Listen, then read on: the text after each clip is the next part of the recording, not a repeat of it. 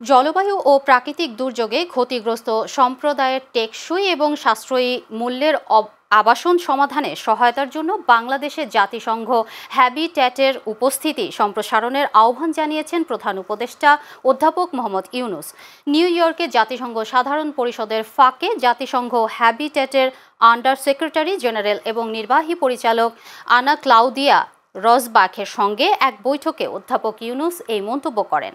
শহর এলাকার জন্য সাশ্রয়ী মূল্যের আবাসন বর্জ্য ব্যবস্থাপনা, ক্ষুদ্র ঋণ ভিত্তিক আবাসন সমাধান এবং ঝুঁকিপূর্ণ সম্প্রদায়ের ওপর জলবায়ু পরিবর্তনের বিশ্বব্যাপী প্রভাব সহ বিস্তৃত বিষয় নিয়ে আলোচনা করেছেন এই দুই নেতা।